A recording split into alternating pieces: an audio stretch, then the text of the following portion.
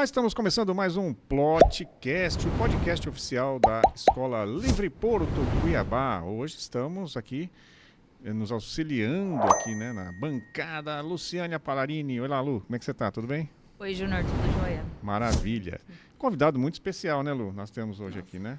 É um grande prazer estar recebendo. Ex-aluno, grande amigo, João Gabriel. E aí, João, como é que você está? Tô bem, graças a Deus. Estou muito contente com o convite, fico muito feliz. Rever vocês, professores, Lu, rever a escola. É um lugar assim que me traz muita saudade, só lembranças boas e que foi muito importante para a minha formação enquanto pessoa, enquanto profissional agora. Maravilha. João, me diz uma coisa, você nasceu aqui em Cuiabá? Sim, sou cuiabano de Chapecruz, vou e vou cuiabano. Não tem jeito, daqui não saio, daqui ninguém me tira, é aqui que eu vou ficar. Maravilha. Você está terminando o curso de Direito? Eu estou terminando o curso de Direito, já estou no 10º semestre do curso de Direito, né, quinto ano de curso. Já, graças a Deus, aprovado na prova da ordem. Só esperando agora chegar dezembro para poder fazer a inscrição e ser advogado. Né? Advogado, como o povo fala. Né? Ser advogado. Cara, mas que maravilha essa coisa de já ter passado no exame da ordem. Como é que foi essa experiência aí da prova da ordem, João? Olha, a prova da ordem é cheia de mistério, né? Cheia de mística, tem um medo muito que rodeia, né, o aluno do curso de Direito sobre a prova da ordem. Também a coroação final, né? Você faz um curso para você chegar no final e ser um advogado que você só consegue com essa inscrição.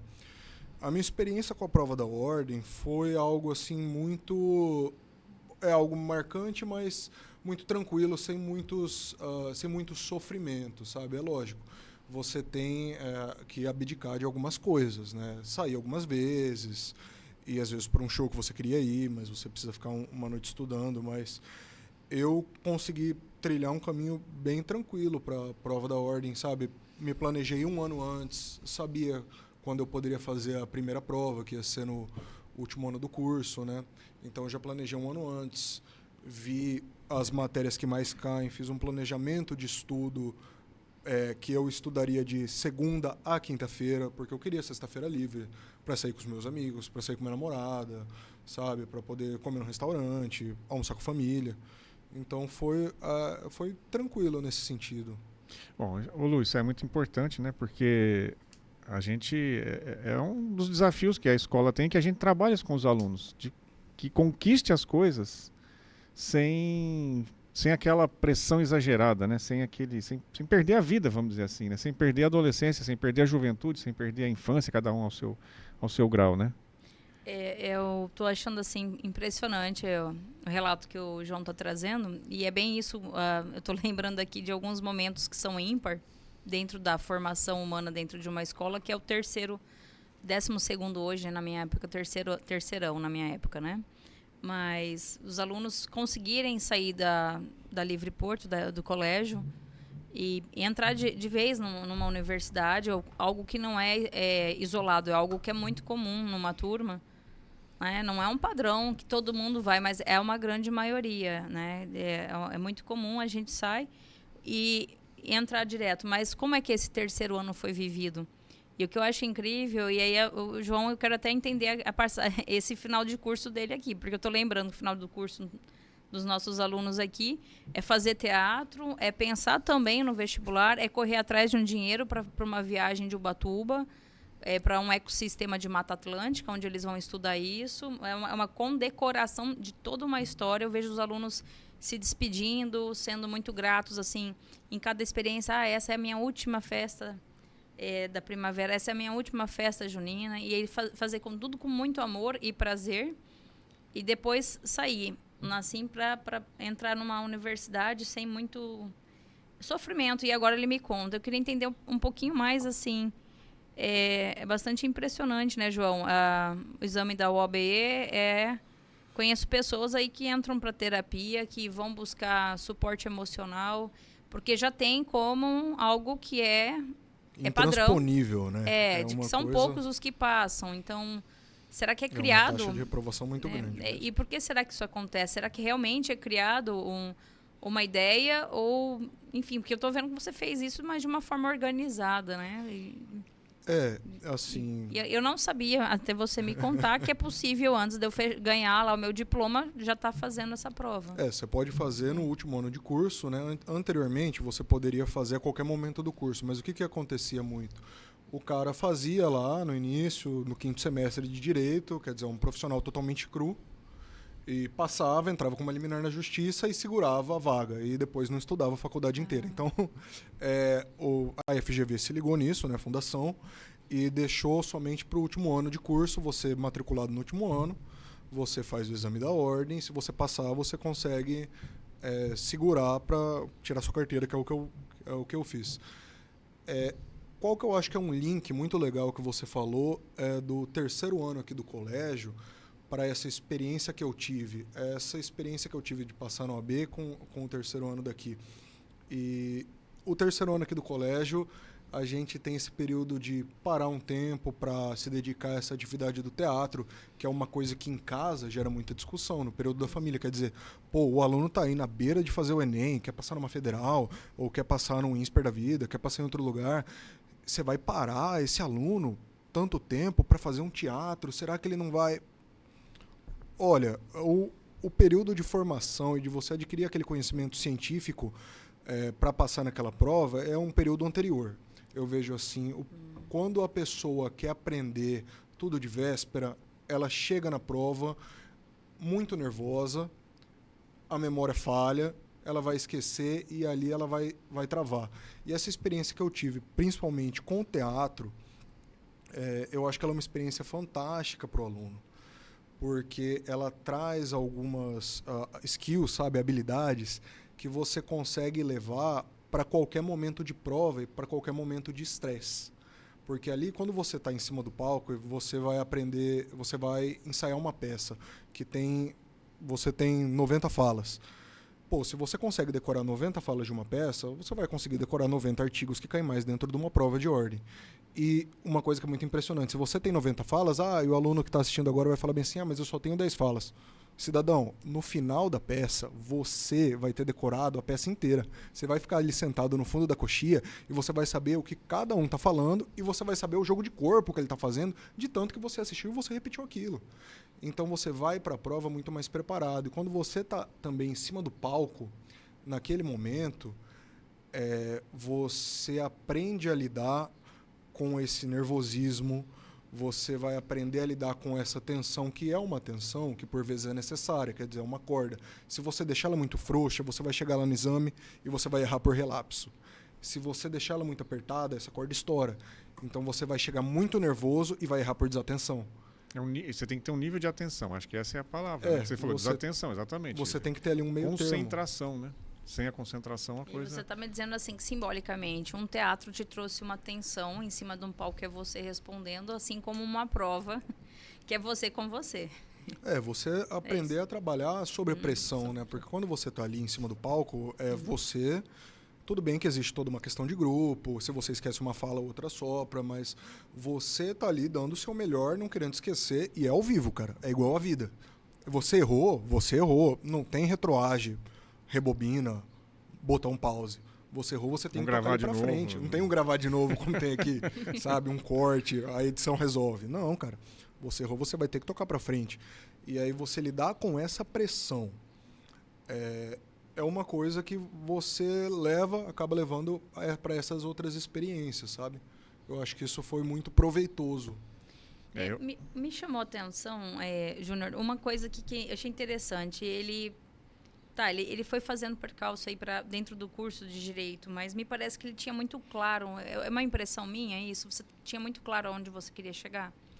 Mesmo lá, parece que você já tinha nítido ao caminho que você queria traçar. Aqui do colégio para não dentro desse momento teu do direito também, né? Dentro da escola, sim, mas eu entendo que o pouquinho que você me contou antes da nossa conversa, agora você dizendo aí, já fui me planejando para o exame da ordem, muito antes de me formar. Não é de formar, antes de concluir ali, faltando um pouco tempo. Enfim. Eu acho que tudo parte assim, você tem aquele ideal, né? Você coloca aquilo como um ideal na sua vida e você para agora e fala, beleza, mas o que eu posso fazer para chegar, sabe, até ali? E você entende que como fazer um espetáculo, você vai precisar de um tempo de preparação, fazer coisas que muitas vezes você não gosta de fazer, porque para mim era muito mais legal numa quinta-feira sair com os meus amigos, pô, e jogar bola, jogar baralho, que é uma coisa que eu gosto muito de jogar truco, do que ficar em casa e ficar batendo direito sucessório, direito constitucional. Mas você aprende isso e, sabe, escalonar e não deixar de abrir mão do que aquilo que é importante para você, que é o seu convívio social, seu convívio com sua namorada, seu convívio com sua família. Então eu acho que essa experiência também me ajudou. Mas quando você sai assim do colégio aqui, primeiro é uma sensação de temor normal, que é a sensação do aluno quando ele vai sair do jardim, vai entrar para o ensino fundamental, a sensação do aluno que vai sair do ensino fundamental e vai entrar para o ensino médio, e do ensino médio quando ele vai para a faculdade.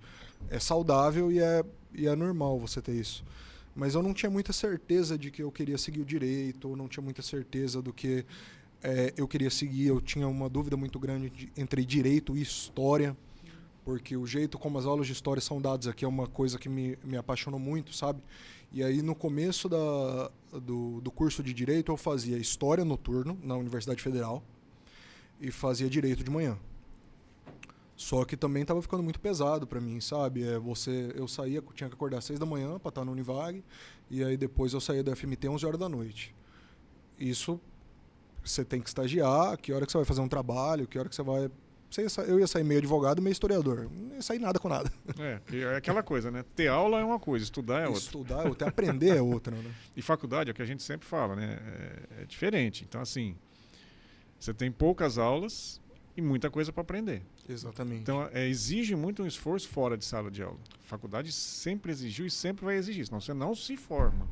Você tem um diploma às vezes, mas se formar mesmo...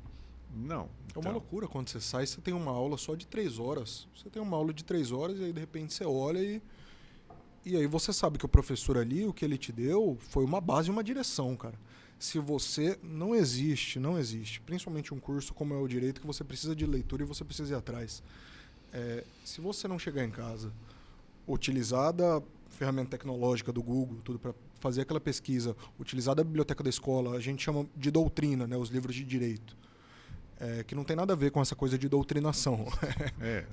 Não tem nada a ver. E se você não pegar uma doutrina de direito para você ler, para você entender o que aquele jurista está falando, como é o pensamento dele, isso fora do ambiente da universidade, você não consegue acompanhar. Você tem um conhecimento muito deficitário, muito superficial, que é aquele conhecimento que você passa na prova e que todo aluno tem, que 5 minutos antes da prova de matemática, você senta do lado da menina mais inteligente e fala assim, Isadora, me explica agora a fração que eu preciso passar nesse negócio. 5 minutos ela te explica, 5 minutos você faz a prova, 2 dias depois você não vai saber de nada. Então você acaba tendo esse entendimento, né? Aí vem uma resposta daquela pergunta que você fez no começo, uma parte dela, né? Por que muitos alunos não passam na prova da ordem? Primeiro porque prova é isso. Prova, né? Nunca serviu esse estilo de prova. Esse estilo de prova que a grande maioria das escolas, das faculdades usam, nunca serviram para avaliar conhecimento efetivamente. Não, com certeza. Então a gente precisa repensar esse modelo, né? Precisa, e tem jeito de fazer, né?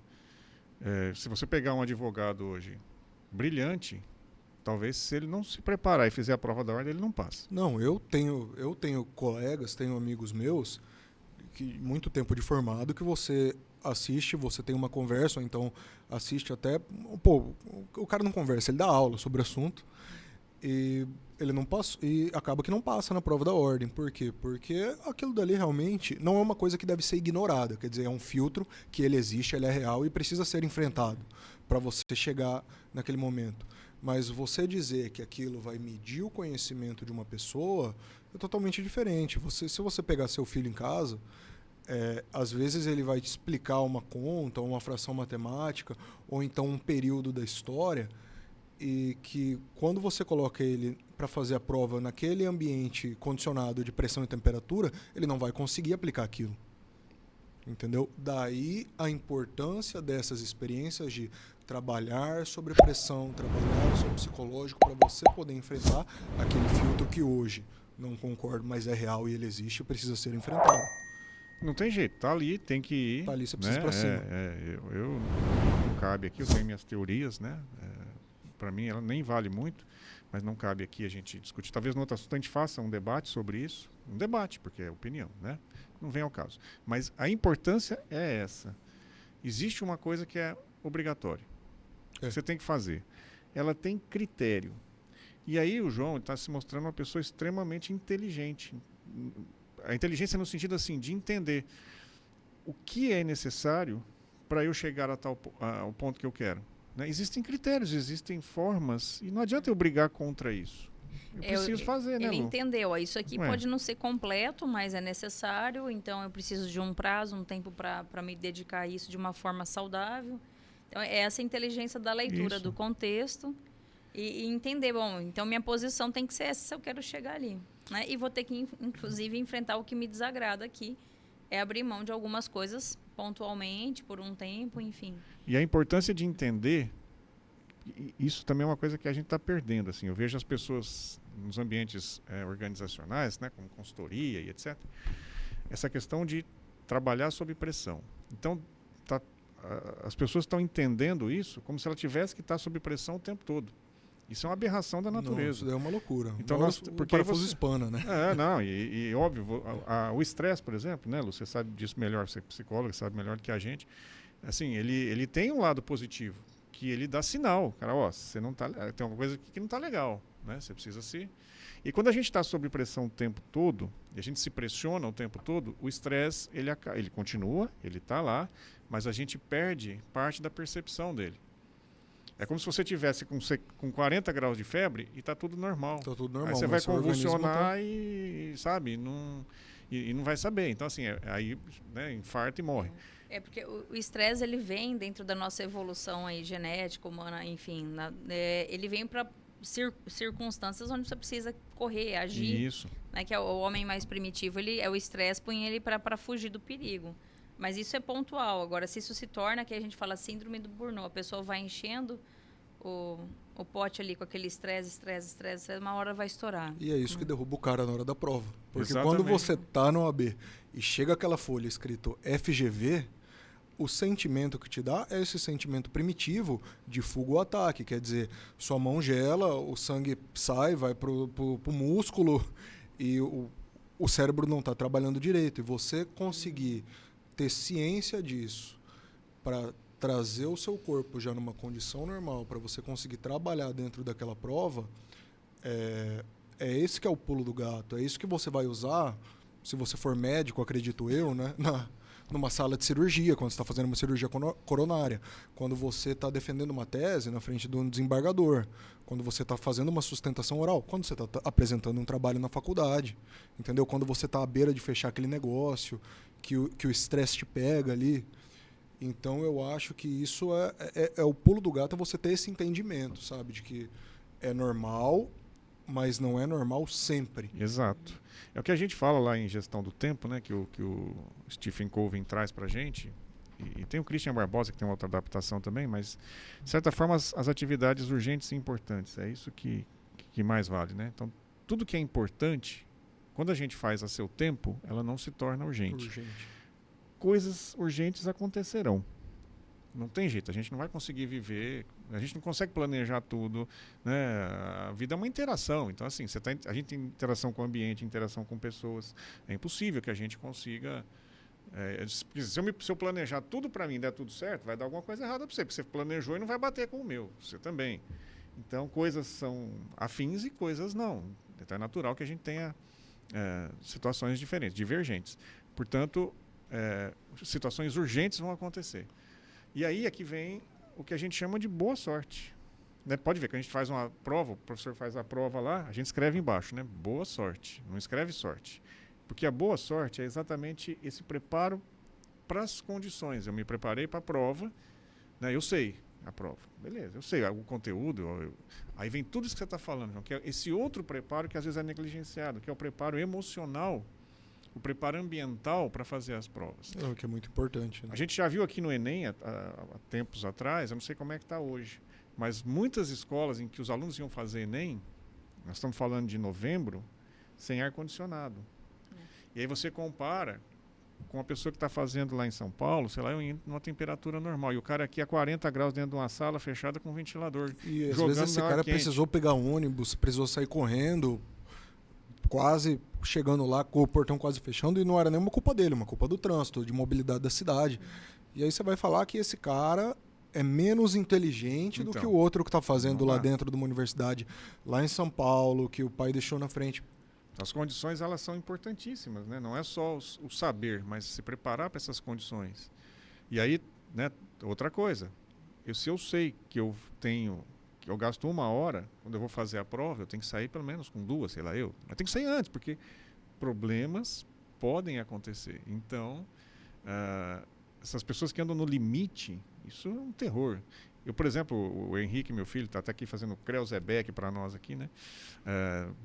Eu morei em São Paulo, a gente veio para cá em 2002, agora ele voltou, fez faculdade lá e tal, está aqui de volta agora. Mas quando eu morava lá até 2002, não tinha muito disso. Hoje, você vai lá no dia a dia, a gente passa lá às vezes um mês e tal, é uma doideira no metrô, porque você tem que ficar do lado direito da escada rolante, o fulano que quer subir a escada rolante andando, correndo. Fala, cara, tem a escada sem ser rolante, sobe lá, não enche meu saco. Eu vim aqui para ficar quieto, eu quero subir sossegado, entendeu? Então, assim, e eu morando 10 anos lá também, tinha pressa, tinha tudo, mas você não precisa. Chega num ponto em que as pessoas estão perdendo a noção, assim. Parece que 1 milésimo de segundo, sabe, vai arrebentar a tua vida. Só um pouco antes, se vira, se organiza. Óbvio que tem aquela pessoa que sai 2 horas antes. Mas se já sai 2 horas antes de casa, sai 2 horas e 2 minutos que não precisa subir a escada rolante correndo. Né? Esse é o desafio do nosso tempo, né? Uma sociedade muito ansiolítica. Isso. E aqui o Brasil, a gente tem até que refletir sobre isso, né? Nós estamos no ranking aí dos antidepressivos para vendas, né? Ansiolíticos e outros. Né? Então, alguma coisa acontece. Seguinte, nós estamos em setembro, estamos gravando e vamos lançar esse podcast agora em setembro.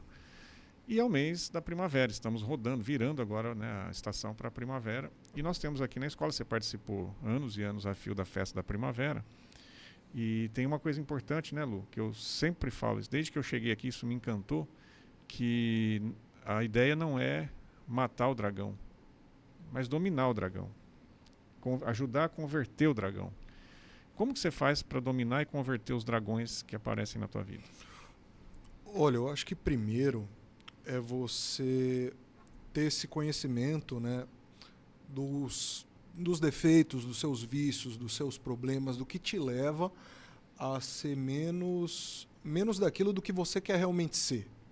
Entendeu? Então, primeiro é você ter esse autoconhecimento. Para quem às vezes não está ligado, tá assistindo aqui não sabe, é uma história... Conta um pouquinho da história. Só passando a história, uma breve história. Uhum. É uma história arquetípica, né, que busca essas coisas que o ser humano tem mais lá dentro dele, de uma princesa que ela é raptada por um dragão e um príncipe que busca uma força superior, né, que é uma força espiritual, que aqui a gente usa a imagem do arcanjo Micael, né, do arcanjo Miguel, para a religião católica, que é o arcanjo Miguel. E ele, imbuído dessa força espiritual, dessa força boa, dessa força do bem, ele vai em busca de resgatar essa princesa, que para você pode ser uma qualidade, para você vai colocar ali o que o seu psicológico, né, sua psique entende. E ele tem esse resgate dessa princesa do dragão, mas ele não mata o dragão, ele domina o dragão. E o que é isso?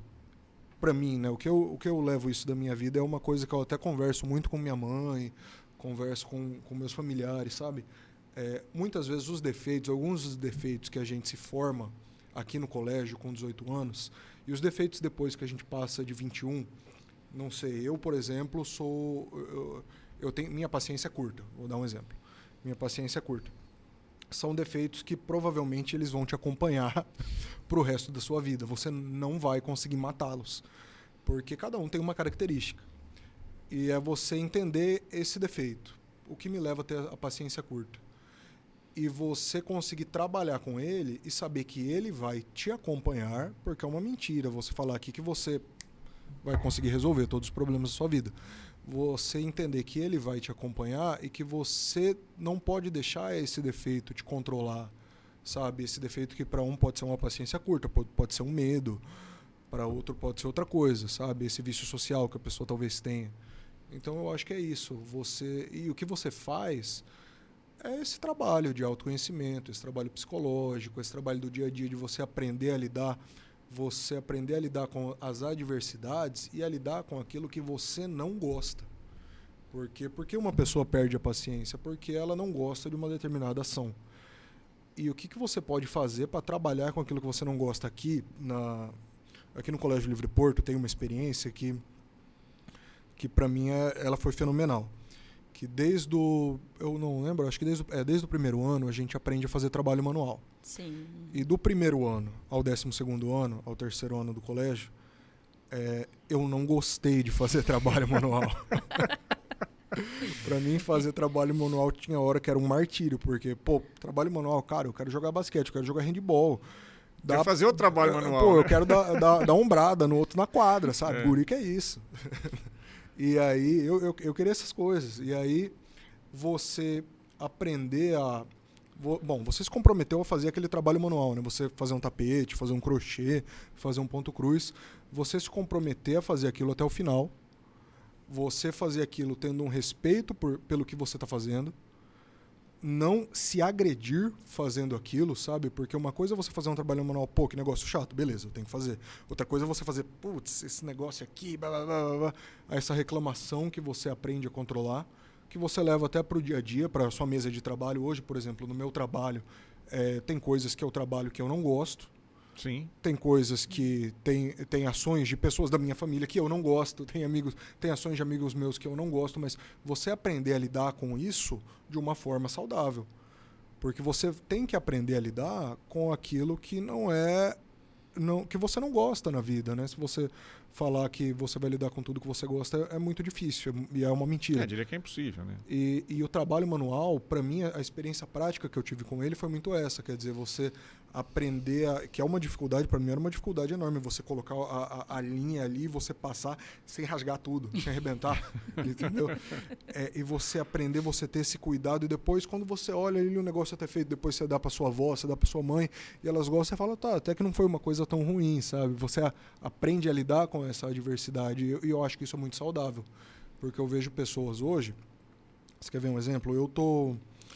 Eu comprei um curso na Escola Superior de Advocacia, que é uma extensão de recursos cíveis, com um professor que é concursado da Universidade Federal de Mato Grosso. E então, a gente está partindo de um pressuposto que eu acho que eu sou o único aluno de graduação que estou fazendo esse curso ainda. Os outros são todos já advogados formados com longos anos de carreira. Então, são advogados formados, que têm o conhecimento da área, têm o conhecimento técnico, e que, como um bom advogado, nunca parou de estudar. Você chega, na metade do curso, é um curso que às vezes vai até 10h30 da noite.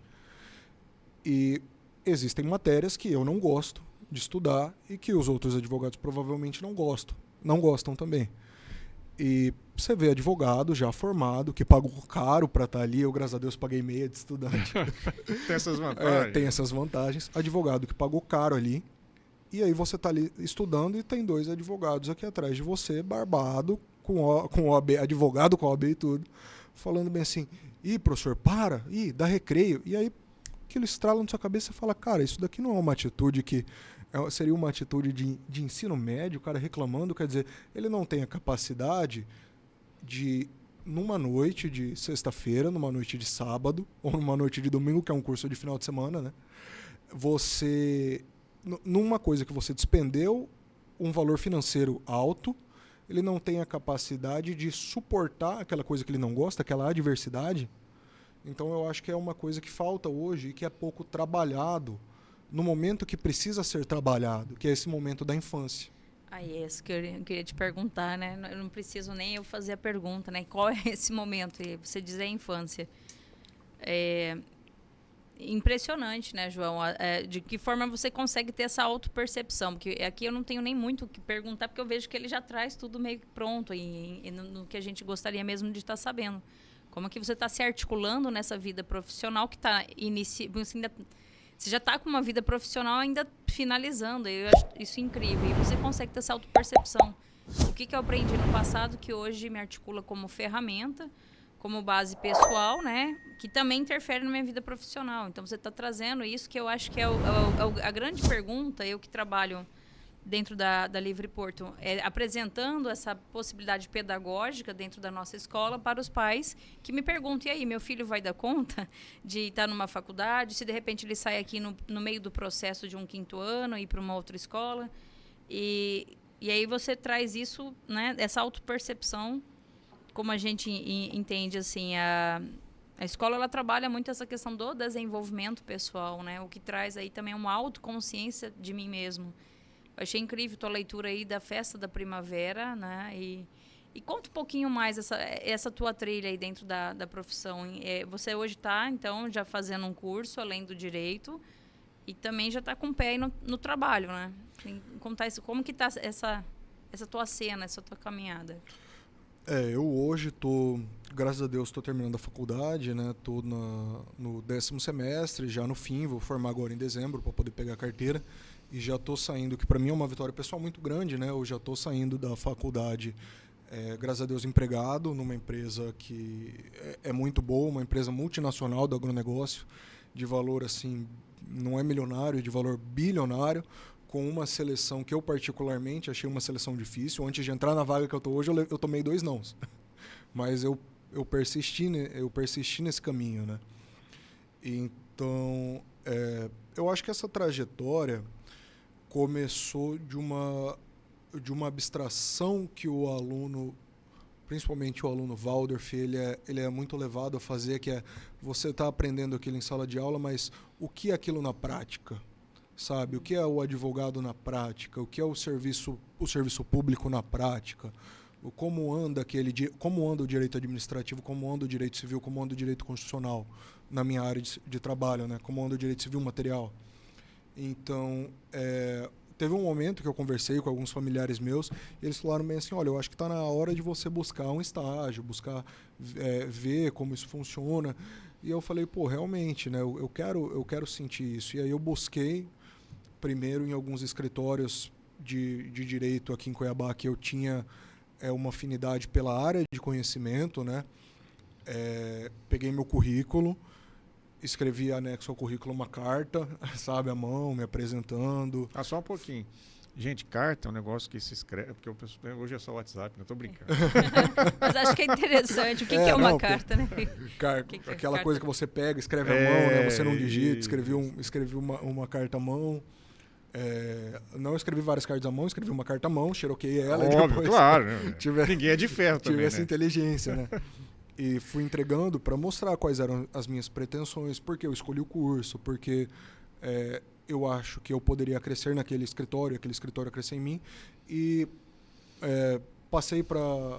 fui contratado como estagiário num escritório muito bem conceituado, que eu devo muito a eles. Eles me ensinaram como a prática, né? Aquela coisa que você aprende a teoria e depois leva para a prática, põe a mão na massa. Aí, posteriormente, eu fiz a prova, fui para a Defensoria Pública de Mato Grosso, fiquei um tempo na Defensoria Pública, não tive uma experiência muito legal com o serviço público dentro da Defensoria, abri uma prova para o Tribunal de Justiça de Mato Grosso, de estagiário. Fiz a prova do Tribunal de Justiça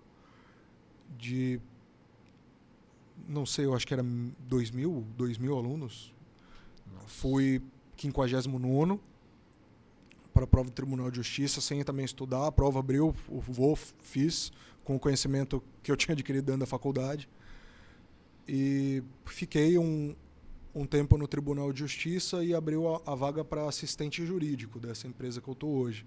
Quando abriu essa vaga para assistente jurídico, eu peguei e me candidatei, né, primeiro. Para minha surpresa, meu currículo... Eu também me candidatei em tudo dentro dessa empresa que eu estou agora. Né?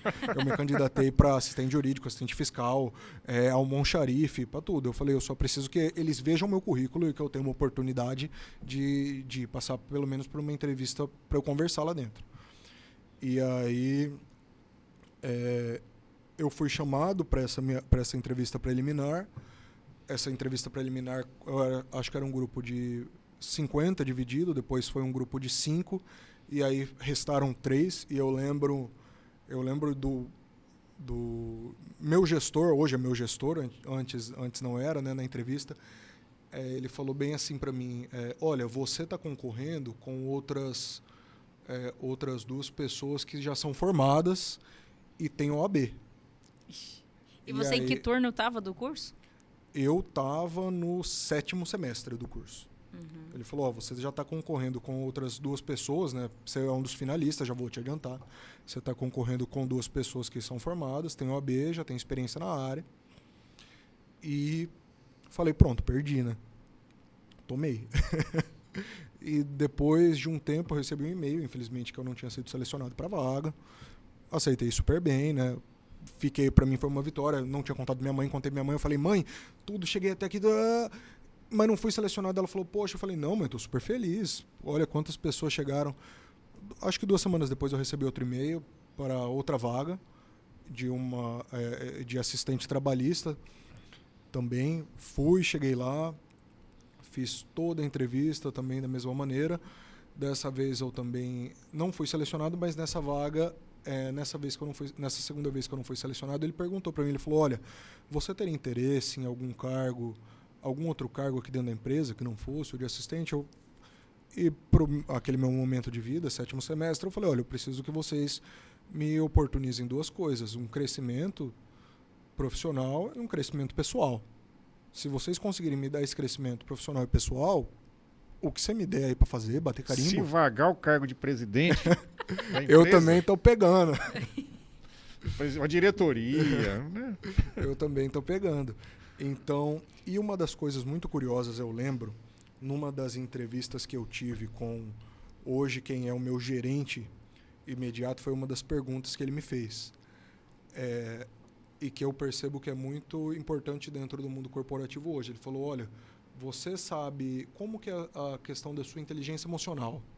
Eu falei, minha inteligência emocional é assim assado. Falei para ele falou bem assim, e qual que é uma experiência prática que você consegue, olha que pergunta que derruba o cara, qual é uma experiência prática que você me dá da sua inteligência emocional? Falei, pronto, daqui eu não saio. Me deu um estralo, falei, cara, eu venho de uma escola que eu, durante todo o meu período de formação nessa escola, eu precisei sentar numa carteira igual essa e precisei dividir minha mesa de estudo com outro aluno. Como eu vou precisar dividir minha mesa de trabalho, como hoje eu divido, com outros seres humanos, que às vezes você não acorda bem, às vezes seu colega de trabalho do lado não acorda bem, vocês têm que dividir algum serviço. E eu me formei dentro dessa escola, dividi essa mesa de estudo com os alunos, nunca saí no tapa, graças a Deus, com ninguém. E precisei, segurar o arroxo quando, muitas das vezes, o professor, para quem não sabe como funciona, o professor de tempo em tempo ele vai trocando o aluno de lugar. Então, o indivíduo, o aluno, ele tem a oportunidade de sentar com todos aqueles do grupo. E nisso ele senta com os seus melhores amigos e com aquelas pessoas que ele não gosta de jeito nenhum, que ele brigou na semana passada, e normalmente é isso que acontece, né? Lá que vamos. Eu não sei se vocês fazem isso de propósito, mas normalmente é isso que acontece. Você briga com... Não é de propósito. Que é isso, né? Longe de mim, né? Você briga com o Puro cara acaso. E amanhã você tá sentado do lado dele. E aí fica até aquela situação meio constrangedora, porque você falou bem assim, se você falar isso de novo, eu vou sentar a mão na sua orelha. E agora você tem que sentar do lado dele e dividir uma mesa, que às vezes fica meio apertada para vocês dois. E então, eu acho que essa foi uma diferença que que chamou a atenção para minha pessoa nessa entrevista, sabe? Que é uma experiência prática, que eu não sei como outras pessoas tiveram, e que me oportunizou, às vezes, fazer amizade com pessoas que, se não fosse essa experiência... Eu tenho um grande amigo hoje, que é o Kenzo, tomara que você assista, que eu só fiquei amigo dele por conta desse esquema. Desse esquema de sala de aula. Desse esquema de sentar. E hoje é um cara que eu vou levar para minha vida. Um amigo meu que eu vou levar para minha vida. Quer dizer, nós somos grandes amigos. Ele está fazendo faculdade hoje de veterinária, tudo. E aquela coisa, né? O caminho profissional vai se esvaindo, mas quando você quer ainda, você consegue achar um tempo para você encontrar. Claro. E é como se voltasse no ensino médio, aqueles mesmos papos, as mesmas brincadeiras. Uma coisa muito saudável. E eu lembro que eu nunca tinha conversado com o Kenzo, a gente até brigava, tinha hora, ele virava as costas, pegava a bola de handball e era na nuca, essas coisas. E que uma tarde a gente precisou sentar junto e ele era muito bom em matemática, eu era horrível em matemática. Eu era muito bom em história, geografia, português e ele era ruim. E aí, de repente, daquela inimizade que a gente tinha, daquela competição que a gente tinha às vezes na aula de educação física ou no recreio, ele começou a me ajudar nas provas de matemática, eu comecei a ajudar ele nas provas de português, e aí se criou uma parceria. Se fosse em outro ambiente, eu não sei se essa parceria seria oportunizada, ia criar um cara que hoje é um grande amigo, como muitos grandes amigos que eu tenho que eu formei com eles dentro da escola, sabe? O interessante, Júnior, o professor cria como se o professor fosse um grande alquímico ali numa cozinha fazendo o tempero do alimento, e a gente fala os temperamentos, né? Então, Sim. a gente vai trabalhar isso em sala de aula, na construção ali da turma, né? Trabalhando no perfil da turma e fazendo essa mistura. O que o professor nunca imaginou que isso seria a resposta para uma prova. Você já pensou? O recado para as professoras de classe aí, não, né? De professora repente... Núbia, eternamente grata. Quer dizer, quem imaginar que isso hoje ia me ajudar nessa experiência profissional, né? Primeiro de passar numa entrevista, um quesito técnico, né? Avaliativo. Depois do quesito humano, corporativo, de você conseguir lidar bem no ambiente de trabalho com outros seres humanos, porque a menos que você, sei lá, trabalhe como coveiro, você vai ter que trabalhar com gente viva e gente que tem opiniões contrárias, opiniões diversas. O coveiro também, porque ele está lá enterrando, vai ter gente na orelha dele. Vai ter gente na orelha dele, falando, não, enterra assim, enterra de assado, esse daqui olha ele quer de pé. Né? Ninguém merece, né? É complicado. Bom, ó, você falou, essa tua trajetória, ela me mostra, Lu, duas questões importantes que as pessoas têm que buscar. E às vezes fica só em uma ou outra e às vezes nenhuma, que é inovação e criatividade. Então, a forma como que você buscou se posicionar, né, e se colocar nas empresas, no escritório, na empresa, ela é uma forma inovadora. Por mais que assim, já mandei carta, mas hoje em dia, porque tem coisa que é inovação de hoje, que no passado era normal, mas se perdeu. E quando você volta a fazer para esse grupo de pessoas vivas hoje, isso é uma inovação, né? Então, essa coisa da carta à mão, mesmo que depois impressa, xerocada, né? Ela é uma inovação, porque assim, dá mais singularidade, dá mais humanidade, né? Não é uma coisa só padronizada, assim, né? Você consegue chamar a atenção, você né? Porque chama, E outra diferente. coisa, recebe 500 currículos. Vou fazer uma pergunta aqui. Ele fez numa folha pautada ou numa folha em branco? Não, eu fiz numa folha em branco. Em branco. Carta sempre Tua se escreve numa letrinha folha em reta branco. ali. Foi Com a letra reta, graças a Deus. Aí se a psicóloga da empresa já vê a tua letra ali, já vai, esse cara tem um perfil bacana. Porque olha como a gente trabalha a questão da letra, né? Inclusive nessa empresa que eu tô hoje, nessa multinacional, uma das etapas é você passar por essa perícia grafotécnica. Você acredita nisso? Faz Olha isso, então. Eu tive que fazer uma redação e ela falou, pelo menos as últimas 5 linhas da redação, eu preciso que você escreva em letra cursiva. Perfeito. Que é essa perícia grafotécnica para você poder entender esse psicológico. É avaliado a tua personalidade. Você consegue dizer muito melhor sobre isso, né? É incrível, né? Então, é interessante ser usado no RH isso é algo muito bom, né? Mas é bom ter notícias disso. Tá avaliando tua letra, né? A tua letra representa a tua personalidade e aquele momento atual também, porque isso é algo que a gente pode mudar. É que quando você joga numa folha pautada, você tá matando aquilo, né? Você tá tirando aquela característica que era uma característica do ser. Exatamente. Bom, essa é uma crença que eu tenho, né? Mas é isso. E olha, duas características que o Júnior trouxe aqui, mas o que me chamou muita atenção também, ele trouxe inovação e criatividade. E dois perfis contraditórios unidos, né? A humildade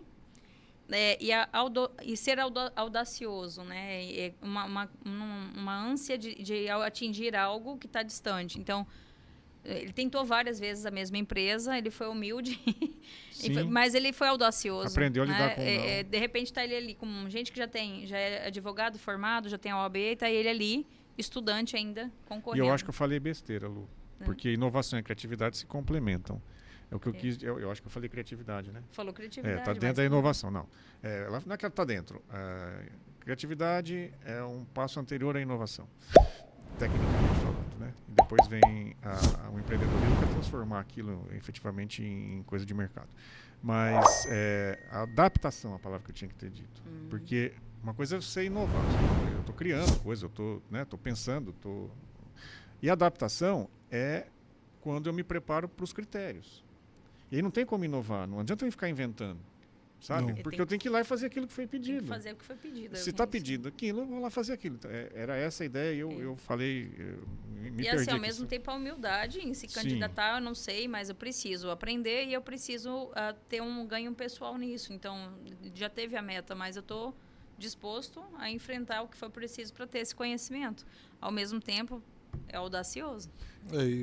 Bom, para mim deu certo, né? Porque eu galguei o cargo que primeiramente eu tinha me candidatado, quer dizer, eu fui contratado como estagiário, 7 meses de estágio dentro dessa empresa, vagou o cargo, que eu tinha primeiramente me candidatado, e depois de uma conversa interna, uma seleção interna, eu fui o selecionado, sabe? Então, consegui chegar ali naquele momento, né, que eu tinha primeiramente planejado.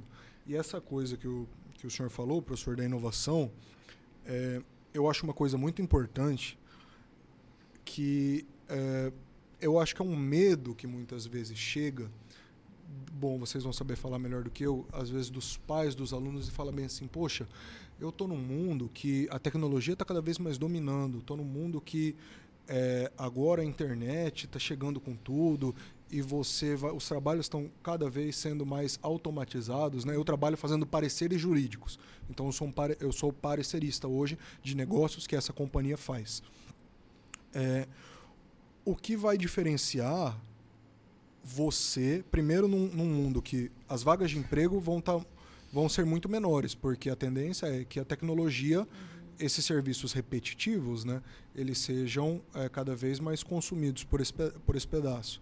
E mesmo de criação. Esse aqui precisa tomar cuidado, porque de 2030 para frente, a gente já começou agora, né? Novembro do ano passado saiu o ChatGPT. Então, assim, e a gente já tinha experiências. Mas eu não acredito que ele seja tão inteligente assim. Não, então, mas aí que vem o comportamento, que vem, sabe, o que nós temos, a gente tem que desenvolver cada vez mais o que nós temos de humano, sabe?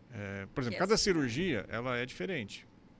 Uma cirurgia é diferente. As petições são diferentes. Com certeza. Mas, de certa forma, hoje ainda não, mas está encaminhando para em 2030, 2040, sei lá, você tem um outro nível de qualidade, porque é uma criação ali de palavras, entendeu? E fica claro, a gente hoje vê claramente o que é feito por um humano e o que não é feito por um humano. Por uma né? máquina. Mas a gente tem que estar atento. O Yuval já falava isso antes da pandemia. 2050 não vai ter emprego. Não vai ter emprego.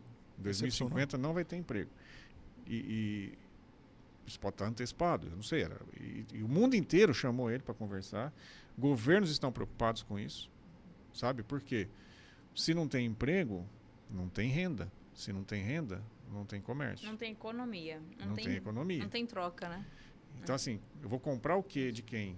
Você tem produção, e hoje a produção, ela se faz por meio das pessoas. E aí isso gera renda para a pessoa, que ela vai lá e compra, né? Então a economia roda.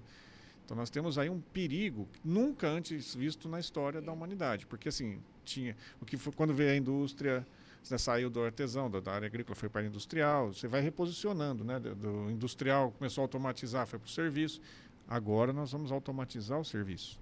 É esse o perigo. Então, cada vez mais o nosso aspecto humano, nosso aspecto comportamental, a inteligência de fato, não essa inteligência só lógica, vai matemática. Ser o diferencial para te colocar no mercado de trabalho. Exatamente.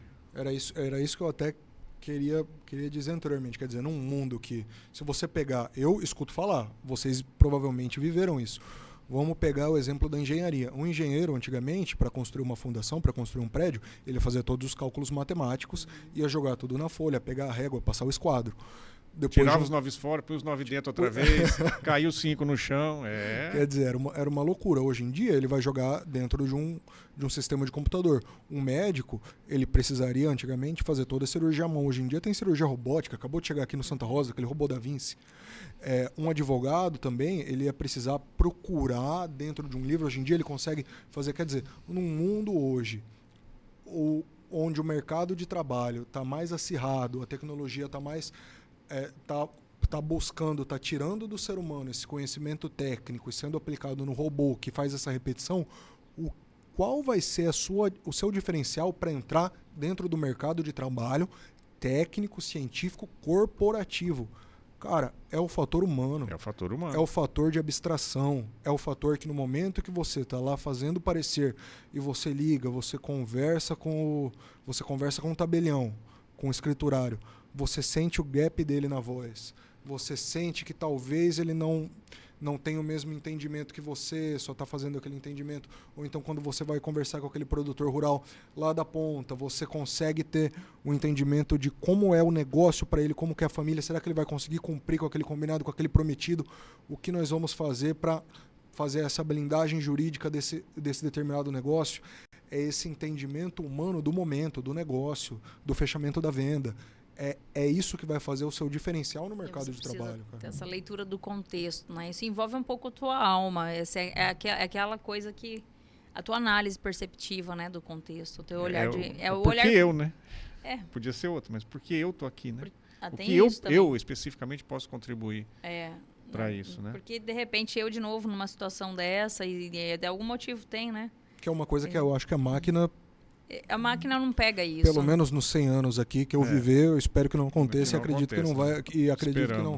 O que a gente tem visto, assim, é o lado bom da máquina, que eu já escutei isso também, pessoas defendendo aí nesses debates, que ela vai fazer aquele trabalho braçal que às vezes a gente hoje talvez não precise tanto.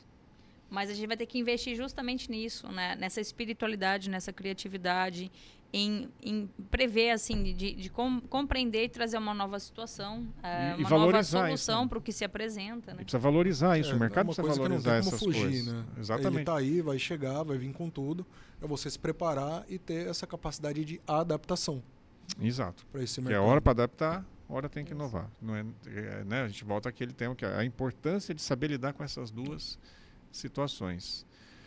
João, é o seguinte, a gente está indo já encaminhando para o final, e a gente gosta de terminar aqui com Na Lata. Na Lata é assim, eu vou falar uma frase, um verso de uma música, de um poema, palavra, que seja, que vier na tua cabeça, que você achar importante, você fala. Tá bom? Nossa, o que eu achar importante, putz. Em relação àquilo. Mas você vê, vamos começar simples, né, Lu? Um esporte. Um esporte, acho que futebol. Futebol, Flamengo, né? Ixi. Não tão bem agora com o São Paulo, mas Flamengo. Certo. Você vê que se a gente aperta um pouquinho, vai dar uma acho pioradinha. Defeito, tá? né? Acho um defeito. Não, tô brincando. É porque o meu é pior, né? O meu é corintiano, que daí não tem nem São Paulo, não é ninguém. É ruim mesmo. Tá ruim mesmo. Uma frase assim que te marca, que você às vezes te acompanha, que foi importante para você. Poxa, uma frase que me marca. Nossa, é difícil falar assim. Bom, tem um poema do Francisco Otaviano que minha avó sempre falou para mim. Uma avó minha de consideração, né? Vó Regina, que desde a primeira vez que eu escutei, é uma coisa que sempre martela na minha cabeça e que me prepara, eu acho que, para as adversidades. Francisco Otaviano não, do Otávio Otaviano, que vinha num livreto Páginas de Ouro da Poesia Brasileira. Quem a vida passou em branca nuvem, em plácido repouso adormeceu. Quem não sentiu o frio da desgraça, passou pela vida e não sofreu, foi apenas espectro de um homem, não homem. Passou pela vida e não viveu. Uau, meu pai do céu. Eu acho que é uma coisa que Meu Deus. Sensacional. Esses gostos a gente aprende aqui na Livre Porto. Não tem jeito, a gente aprende aqui no colégio. Fica refinado, né? A coisa aí fica... Um podcast vira uma troca de poesia. Exatamente. Você trazer o aluno para essa linha do conhecimento que você consegue fazer ele aprender. Eu não esqueço de uma viagem que a gente teve por Cuiabá, no quarto ano. Quarto ano, isso aí. Essa viagem que a gente teve por Cuiabá e lá eu não lembro o nome do guia agora, não vou lembrar, mas Igreja do Rosário, de frente para onde hoje está morto o córrego da Prainha, né? Onde começou ali para as Lavras do Sutil. Ali na Igreja do Rosário ele contou uma lenda da cultura cuiabana, que quem é cuiabano vai conhecer, que é a Alavanca de Ouro, e ele declamou o poema que Dom Francisco de Aquino Correia escreveu sobre a Alavanca de Ouro, que dizem que outrora Numa lavra funda, viu-se aqui toda de ouro uma alavanca. Todos a querem, mas ninguém arranca. E quanto mais se cava, tanto mais se afunda. E a gangue imunda que nessa escavação se desbarranca vai dando ouro, muito ouro e não se estanca, até que o arraial de ouro se inunda. Quanta sabedoria não se encerra essa lenda gentil de minha terra que a constância ao trabalho nos convida. Quer dizer, desse poema, você pega um aluno de 4º ano do ensino fundamental e você coloca ele para viajar, aprender na prática, ver os casarões, ver a igreja do Rosário, escutar esse poema ali, no lugar que tem essa lenda, e você consegue ensinar para ele ali a história, a geografia de um local, porque se deu daquela maneira, do extrativismo de ouro. Você conseguir ensinar esse poema de 12 versos, 4 estrofes, de uma sintaxe narrativa. Quer dizer, você já ensinou para ele geografia, português, história. Você ensinou para ele interpretação textual, um poema de uma filosofia excepcional, que o trabalho é o teu tesouro, será ele sua alavanca de ouro que há de enriquecer-te e elevar-te à vida. Você até vê o poeta. E imagina se você pega esse mesmo poema, você, pai, mãe em casa, fala pro seu filho e manda ele analisar, bota ele dentro de uma sala de aula.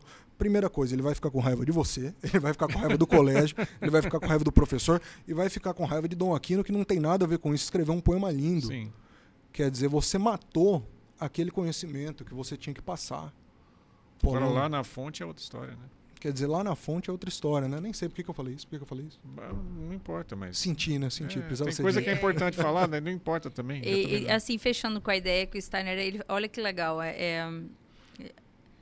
Me lembra muito... é uma coisa pessoal essa leitura, tá? Eu entendo ali que muitas vezes no conhecimento oriental, a arte marcial, ela entra não para uma finalidade de luta, mas sim para moldar o caráter de quem, do guerreiro, enfim, do samurai, de quem faz os esportes, enfim. Né? Que o Edson fala muito isso com o karatê. Como o karatê faz isso, e assim, a pessoa, ela vem para moldar o caráter, e aí por meio do movimento. Eu entendo que a pedagogia Waldorf fez o comparativo que eu faço. A matemática, ela vai te trazer o conhecimento ali dos números, mas ela vem para moldar outras coisas, né? Em conjunto com as outras matérias. É essa pegada que o pai, que consegue entender o pai ou a mãe, enfim, o responsável da criança, e entender que é a forma que é trabalhado, né? Ela vai moldando esse caráter que também traz o conhecimento. E para o indivíduo também conseguir perceber que aquele objeto, ou então aquela linha de estudo a ser trabalhada, ela pode ser vista. Não sei se vocês ainda têm CIA, mas tem. Então, essa aula é excepcional, conhecimento interatuante. O que você consegue de um mesmo fato, é uma coisa que o profissional do direito tem que utilizar bastante, ver de vários prismas, vários pedaços, vários conhecimentos técnicos científicos. Quer dizer, dali, você estudando a pirâmide do Egito, você consegue estudar história da arte, você consegue estudar matemática, você consegue estudar uma porção de coisas dentro daqueles afrescos e daqueles hieroglifos ali, poemas épicos, líricos, que, se você pegar num estricto senso, né, para um matemático é só uma matemática de como foi construída, para o historiador é só aquilo, você entender que tudo faz parte de um todo. É um sistema completo. É um sistema completo e complexo. E que o ser humano foi feito para desvendar. Porque se você vier aqui só para olhar de um prisma parado, com arreio não é arreio, aquela coisa de cavalo, né? Você não vai para frente, cara. É muito complicado isso. Uma comida preferida? Uma comida preferida... Marisabel, esses dias minha mãe fez, eu não dessalguei a carne, deu um problema de pressão lá em casa fenomenal. É preciso amor para poder pulsar? Não, com certeza. Eu acho que o amor permeia muito isso do que a gente está falando, né? Dessa capacidade humana de sentir, dessa capacidade humana de educar, você... do mestre dos mestres, né? Você amar o outro como você ama a ti mesmo, é uma coisa que é necessária para a vida e que sem amor é impossível se viver. E se é possível, talvez seja uma vida que não valha. Não vale a pena. É preciso paz para poder sorrir? Olha, não sei, depende do que a gente quer dizer com a paz. Eu acho que é possível você sorrir diante das adversidades também, é possível sorrir diante de momento triste, é possível sorrir, depende do entendimento. Acho que a paz é algo muito mais complexo do que, bom, pelo menos no meu pensar, né? A paz de momento, a paz de espírito, a paz... Eu gosto de uma definição que eu não sei sinceramente não sei. Mas ela chegou a ser até tema de uma campanha da fraternidade. Mas eu já conhecia essa frase antes. A paz não é a ausência de conflitos, mas a presença de justiça. Nossa, que bonito, bonito. Aquela coisa que a gente chama no direito da justiça, que a gente chama no direito da isonomia, né? Que é você tratar os desiguais na medida da sua igualdade. Aí vem tudo que você falou. Então, a gente vai ter conflito, vai ter situação. Mas eu sei que no fim o todo tende a ser bom, né? A gente passa por essas adversidades. É preciso a chuva para florir. Ah, não, com certeza. Eu acho que a chuva, enquanto esse momento de tempestade, esse momento de adversidade, esse momento que vem e que às vezes a chuva não necessariamente é chuva, não é uma garoa. Se for a chuva aqui de Cuiabá, que você acorda com o céu rachando o coco e depois a chuva você passa e ela derruba 3, 4 árvores, se você passar numa cidade dessa que você tem um clima muito úmido, qualquer chuva mais forte, ela vai derrubar todas as árvores. Numa adversidade como a adversidade do calor de Cuiabá, por exemplo, que o clima é seco, a árvore precisa fincar a sua raiz no fundo para ter a resistência para passar por uma chuva mais forte e depois florir. Então eu acho que sim, é preciso chuva para poder florir. É processo. Um lugar no mundo, você conhecer, assim, conheceu, você tem vontade de conhecer, que você fala assim, esse lugar para mim... Que eu conheci ou que eu tenho vontade? Tanto faz, aí você achar... Olha, um lugar que eu conheci, que eu gosto muito, é Roma. Eu gostei muito de Roma, fiz uma viagem para a Itália agora. Eu acho que Roma foi excepcional. Roma, se tiverem oportunidade, vão para Roma. É suja a cidade, mas é linda. Se você tivesse um poder supremo, o que você faria com ele? Nossa. Se pudesse mudar alguma coisa assim, o que você... Eu posso, assim, qualquer coisa, eu posso fazer. Nossa, isso daí é difícil, né? Se fosse fácil, a gente tinha perguntado para você não, porque tem pergunta para quem pode responder, né, Lu? Ué. Não, realmente. Usa a criatividade aí, que às vezes a gente... A imaginação, né? Nossa, eu acho que se tivesse um poder... Levando para um contexto aqui brasileiro, eu ia tentar resolver o problema desse Brasil nosso, né? Porque alguns têm tanto, outros têm tão pouco. E porque às vezes os que têm tanto não se ligam, né? Eu acho que eu ia tentar resolver esse problema, dessa desigualdade imensa que tem no país. Vamos lá, só. Pensa assim, se você pudesse escolher 3 pessoas para ir para um jantar da história da humanidade, ela pode estar viva hoje, que faz parte da história da humanidade, né? A gente está vivendo hoje, escrevendo a história, ou de qualquer tempo. 3 pessoas que você acha importante, que você poderia bater um papo com elas, assim, que te ajudaria, ou que, sei lá, seria importante para vocês. Quem você escolheria? 3 pessoas. Aí, ao teu gosto. Nossa, eu acho que por uma questão que eu tenho uma vivência muito da terra, eu acho que Dom Aquino, João Paulo II, que eu acho que foi um papa fantástico. Eu queria ter essa ideia de como ele via a igreja como espiritual e a igreja como instituição, que são 2 coisas totalmente diferentes. E o terceiro... Não sei, eu acho que para ter um bate-bola legal, acho que Zico, só Ué, do Flamengo tinha que ter o Zico, né? Eu acho que só para descontrair, né? Para aquele papo besta que a gente fala. E que, no fim, é uma pessoa de uma extrema cultura também, rodou o mundo, né? Valeria, é um cara que... Eu gostaria de bater um papo com ele também. De uma inteligência também corporal excepcional. Exatamente. Né? Foi bem na Copa, mas... Agora vamos dar uma piorada um pouquinho, bem no finalzinho nível mesmo. Hard tá chegando. Agora chega nível hard. O não eu já tenho. Agora vamos para a humilhação. Uma coisa que você tentou, arriscou e deu errado. Nossa, uma coisa que eu tentei, arrisquei e deu errado, fazer 2 faculdades. Tá vendo? Isso daí eu tentei, arrisquei, no final eu vi que não ia dar conta, porque não valia minha psique, né, meu emocional, as noites que eu deixei, eu acho que não valia. Mas ainda vou terminar a faculdade de História. Vou voltar e vou formar em História. Que legal. Ou pelo menos fazer um mestrado. Né? Ao seu tempo, no seu tempo. A lição sabemos de cor, só nos resta aprender. O que você já sabe, mas ainda não teve coragem de... Coragem, mas não coragem no sentido da anticoragem, assim. O tempo, a decisão de fazer. Você já sabe, tem consciência, mas ainda não fez. Que seria importante para a tua vida? Nossa, o que eu já sei, mas eu ainda não tive tempo de fazer, ou não criei coragem de fazer...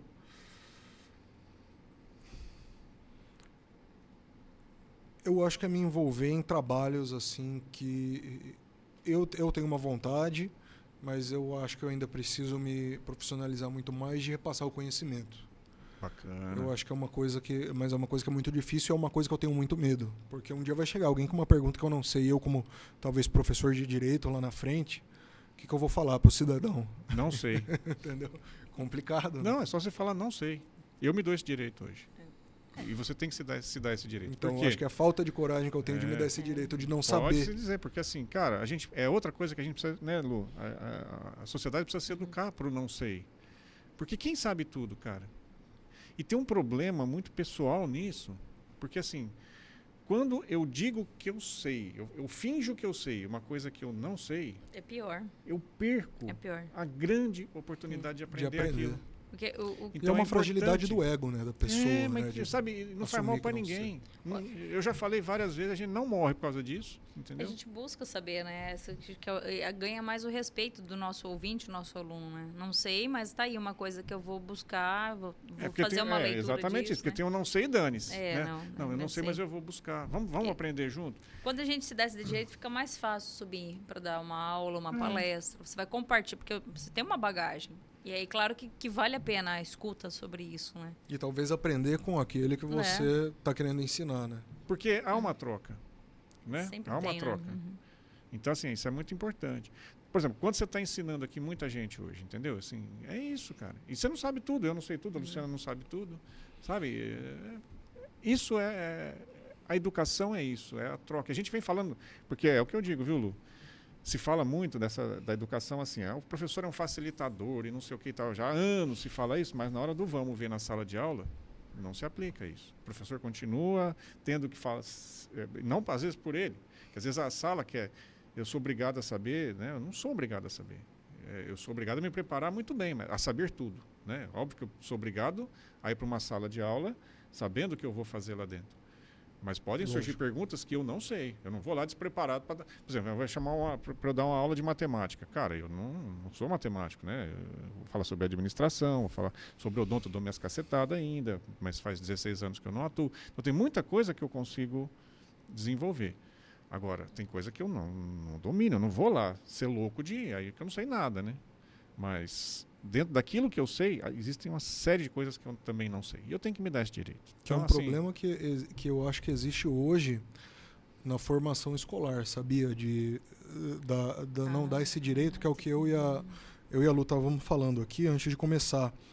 Que quando você não entrega ao indivíduo todos esses instrumentos de autoeducação e você entrega para ele uma educação que vem de cima para baixo, que talvez seja uma educação de doutrina, de se encaixa aqui o conhecimento é dessa maneira, e ele não pode ser de outra maneira. Você vai criar duas linhas de indivíduo que eu acredito, na minha visão, posso estar errado, se vocês tiverem opinião contrária, por favor, até tragam, que são duas linhas de indivíduo que o método Waldorf busca combater, trazendo ao indivíduo a coragem, que são duas linhas de indivíduo extremos, que seria aquele indivíduo que... Qual é o contrário de corajoso? Seria aquele indivíduo medroso?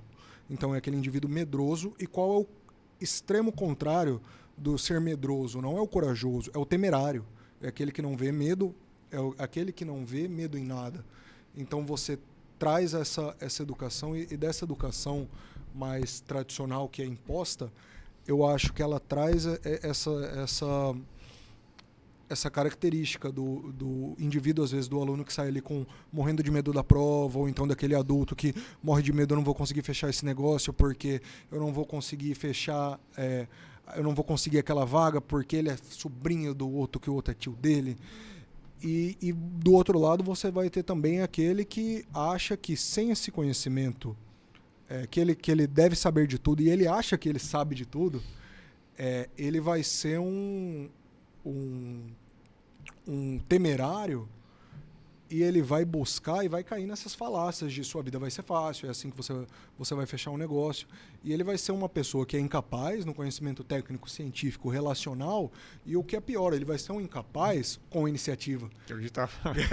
O ignorante com iniciativa é um perigo. Que é a pior coisa. É o pior do que aquele que o pior do que aquele que não sabe, porque você imagina um ignorante com iniciativa, ele é um perigo aonde? Numa sala de cirurgia, dando aula. Qualquer ele lugar. É um perigo dentro de um avião, comandando um avião, pilotando um avião, é um perigo sendo chefe de uma nação. Ele vai fazer um estrago onde ele chegar. Então, uma coisa que a obra do Wagner ela vai ensinar muito pra gente e vai dar essa direção. Quem entendeu, entendeu. Quem não entendeu, estuda na Livre Porto, que um dia você entende. Ela vai dar essa direção e vai te ensinar a coragem, que é aquilo que eu não preciso saber de tudo, eu preciso saber que eu não sei de tudo, eu preciso conhecer os meus defeitos, conhecendo os meus defeitos eu sei aonde eu preciso me especializar na vida profissional, na vida relacional, e eu sei o que eu preciso enfrentar, e eu sei que isso talvez não seja para agora, pode ser para amanhã, e que cair tá tudo bem. É ter essa coragem que você vai aprender sentando com uma pessoa que você não gosta, essa coragem que você vai aprender em cima do palco, essa coragem que você vai aprender tendo um trabalho e apresentando um ritmo toda sexta-feira de manhã para os outros alunos, entendeu? Então é essa coragem que eu acho que a pedagogia, eu não sou um grande estudioso da pedagogia, o que eu consigo contar aqui é o que eu vivi, e não consigo contar diferente disso. Conhecimento é aquilo que a gente vive.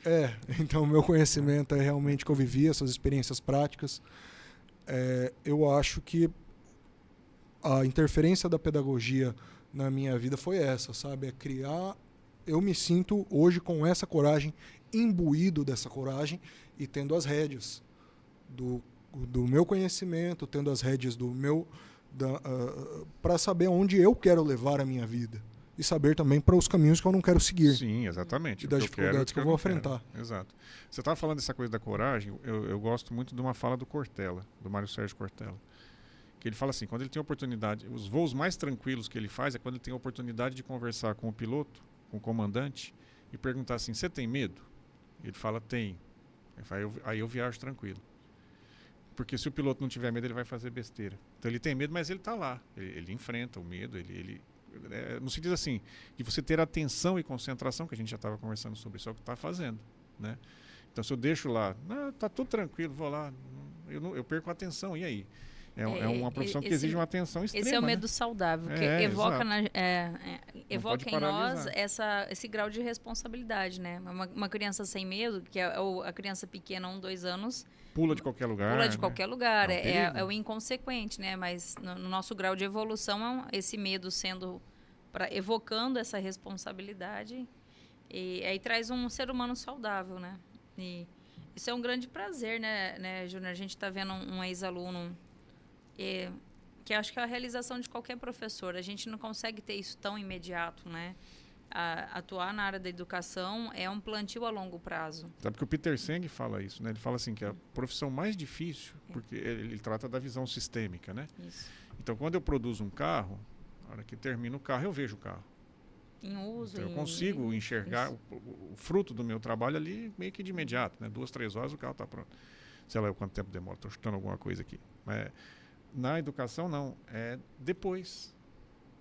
Os professores, a gente aqui, né, a gente está vendo o fruto do nosso. Você é um fruto do nosso. O da faculdade ainda vai demorar um pouco. Né? Você lá na me arrisco a dizer que também não são dos melhores frutos, tá? Porque eu nunca fui um aluno estupendo, a nota mais alta, o melhor... Mas é exatamente isso, porque a nota não interessa. Aqui, sabe? A nota não interessa, o que você se tornou depois. Muito tranquilo, sabe? Eu acho que eu, inclusive, dei até uma dor de cabeça. Eu era muito cativo da sala dos professores. Era um local que eu gostava bastante da coordenação. Eu passei horas e horas. Professora Suiane de matemática, professora Suiane só faltou puxar minha orelha, porque o trabalho que eu dei para ela, e não gostava de matemática, não gosto até hoje, por isso que eu fiz direito.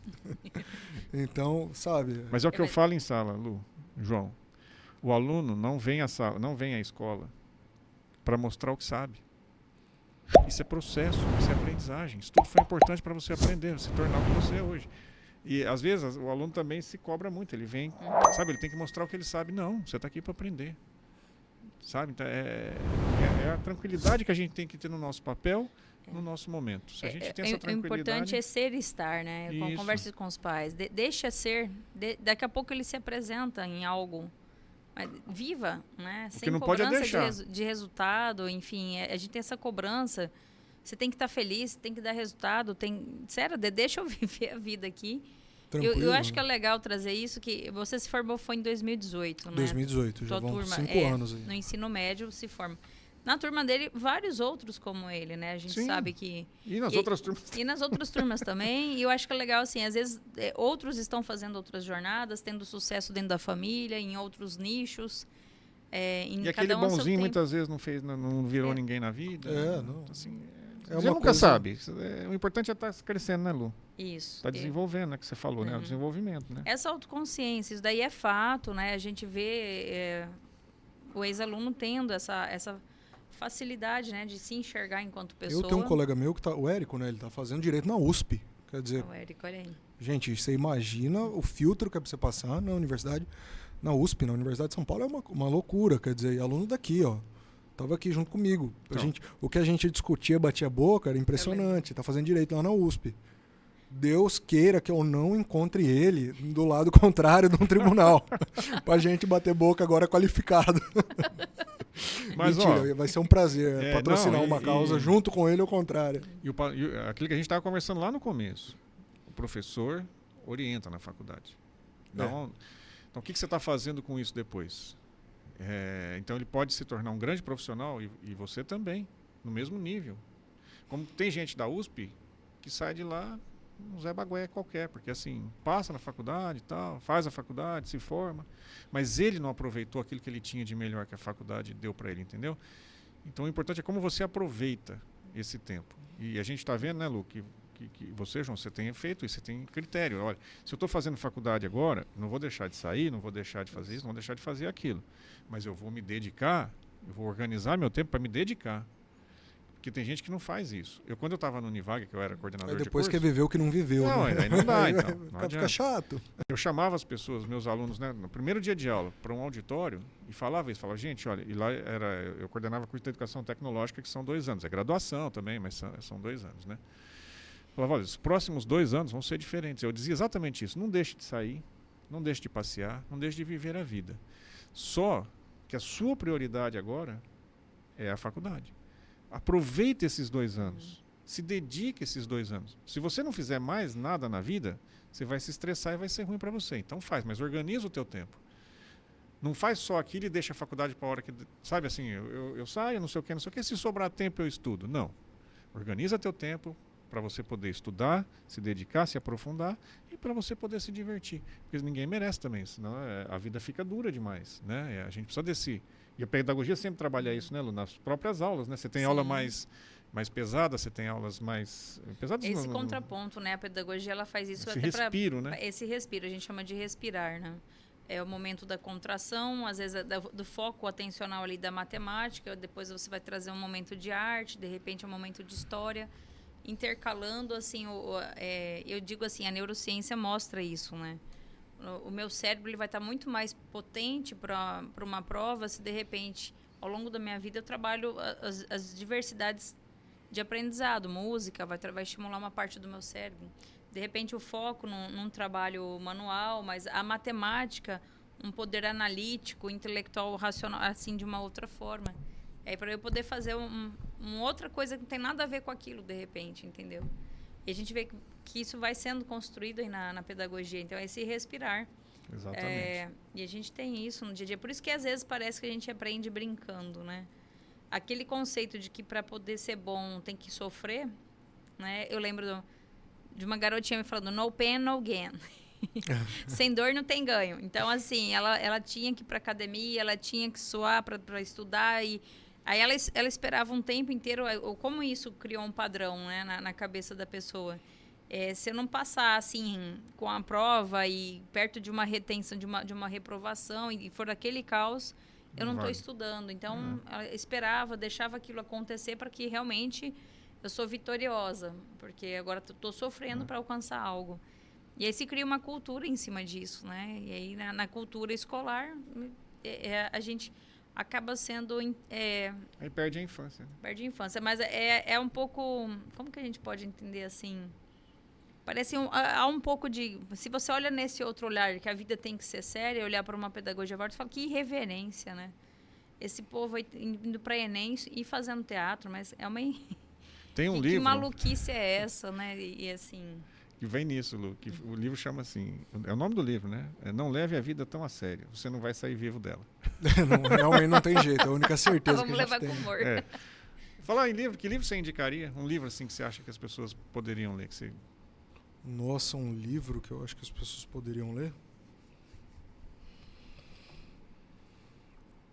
Olha, eu comecei agora, eu tô no início, mas eu tô gostando bastante.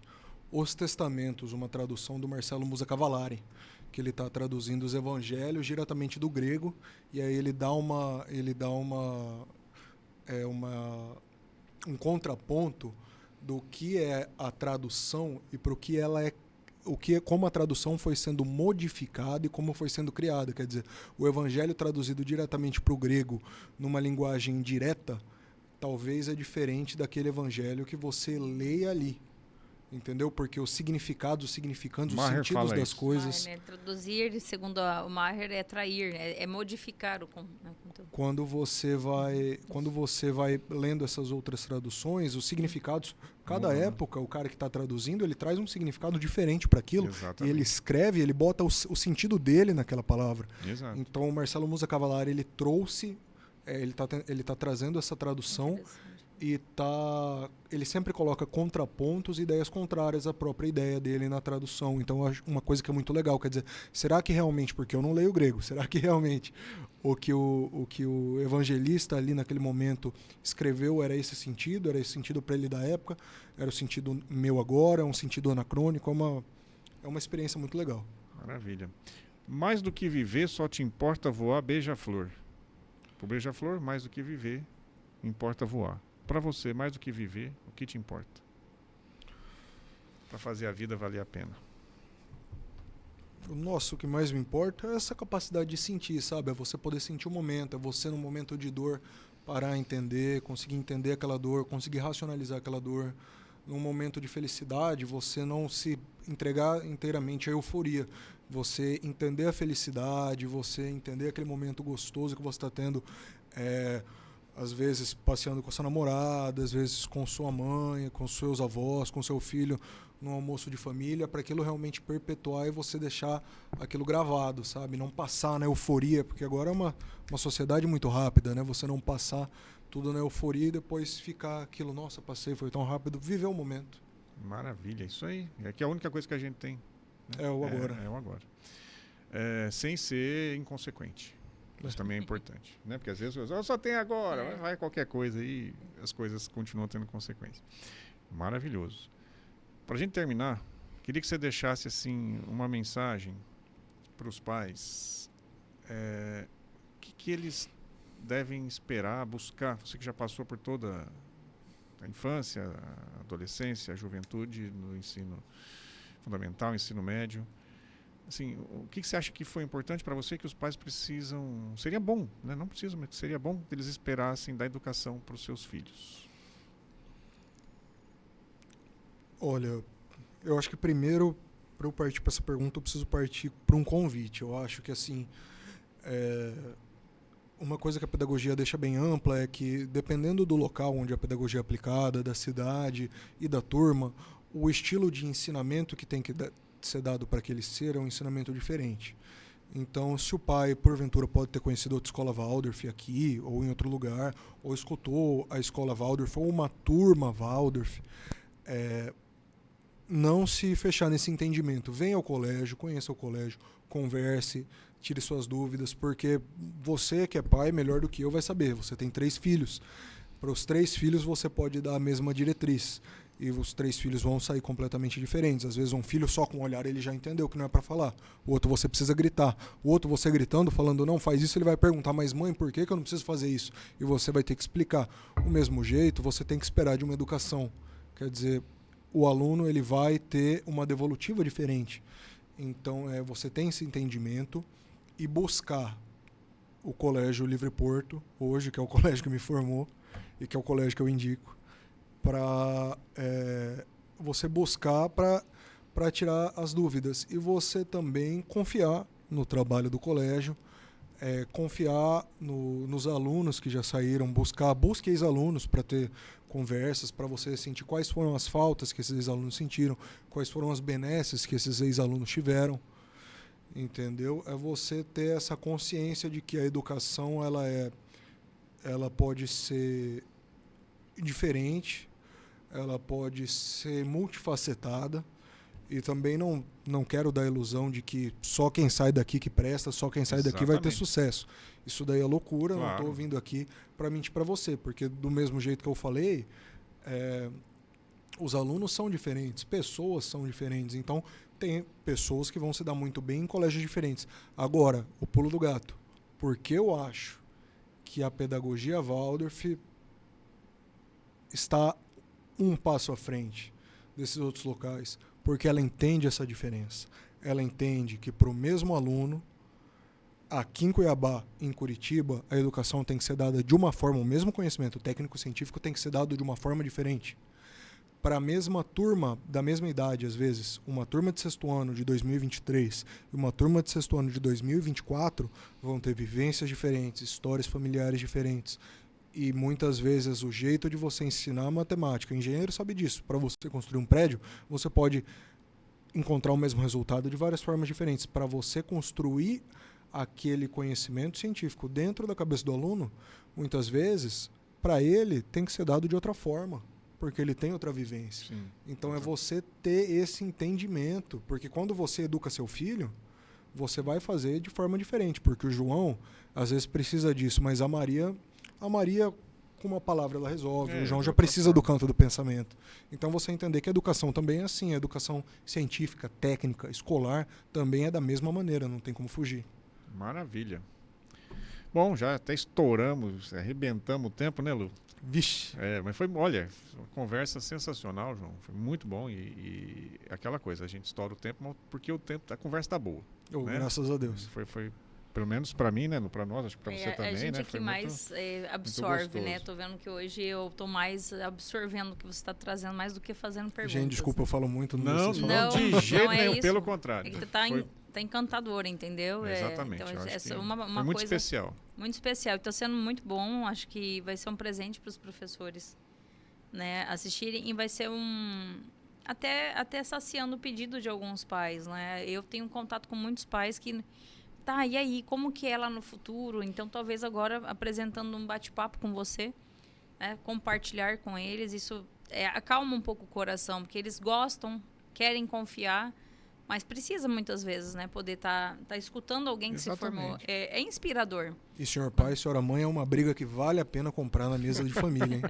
A mesa da família é uma briga que vale a pena comprar, porque seu filho vai sair bem psicologicamente, com conhecimento técnico-científico, ele vai sair preparado para viver, para as adversidades da vida. Não adianta o cara ser totalmente inteligente e num trânsito de São Paulo, outro dia buzinando, o cara sai e vai querer arrumar briga com outro na rua. O que é isso? Que sociedade que nós vamos viver?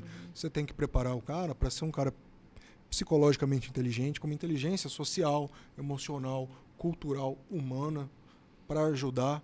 Se a escola, se a educação não for para isso, não faz sentido. O cara vai ser inteligentíssimo para fazer uma conta, para poder construir um armamento, vai ser inteligentíssimo, vai ser um ótimo administrador, que vai surrupiar os cofres públicos. Quer dizer, não é isso que a gente quer formar. Exatamente. Né? Exatamente. Olha, eu faço um pedido aqui, então, daqui a algum tempo ele volta. Com certeza. Volta, a gente pode... eu Lu, com mais experiência e outras histórias. Aí fica interessante a gente ver. E aí, lá o flash, lá para daqui a algum tempo, E quem sabe, né, a gente conseguir outros alunos aí dentro da tua turma também. Que... Eu acho Tem muita pergunta para fantástico. fazer para ele aqui ainda. Dá para fazer mais umas 3 edições aqui. Ave Maria, Tá teve certo. bom demais.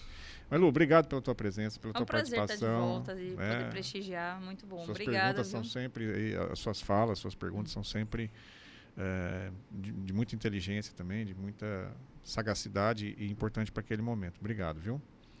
João, cara, valeu. Obrigado demais. A gente está muito feliz com a tua participação, com a tua formação, com a pessoa que você cada vez mais está se tornando. E está em construção, que a gente sempre está em construção. Né? A gente morrer está em construção. E esse momento seu, como você vem se construindo, me agrada demais. Assim, é estimulante e é inspirador. Tá bom? Muito obrigado. Suas considerações. Olha, reforçando o convite, venham conhecer a escola, venham conhecer o método, tirem todas as suas dúvidas, pergunta, questiona, afinal, o bem mais precioso que você tem é o seu filho, você vai querer ele no melhor lugar possível. Eu acredito que aqui ele vai ter todo o amparo científico, o amparo técnico, o amparo psicológico, o amparo humano. Você agora, sendo bairrista, você que é cuiabano, você que é de família cuiabana, traga seu filho para o Colégio Livre Porto, que ele precisa aprender um pouco da cultura da cidade onde ele está inserido, e ele precisa gostar disso, ele precisa ter esse pressentimento, essa sensação de pertencer a um local, o que é muito importante, a pertencer, a ser cuiabano, a ser brasileiro, ser gaúcho também, a ser brasileiro, entendeu? Cidadão não importa. do mundo. Um cidadão, entendeu? Essa coisa moral e cívica, né? As vovós aí que tiveram moral e cívica na escola lá atrás, é você entender que essa moral e cívica vai permear as aulas aqui. E ele vai sair um cidadão, um brasileiro muito bem formado. Eu acredito nisso. Muito bom. Então, obrigado, Lu. Obrigado, João. Obrigado ao Henrique, que fez aqui o papel de Krausebeck, lá na técnica. Muito bem. Então, ficamos assim, em sintonia. Telepatia, comunicação pelo córtex. Bum, bye, bye. Tchau.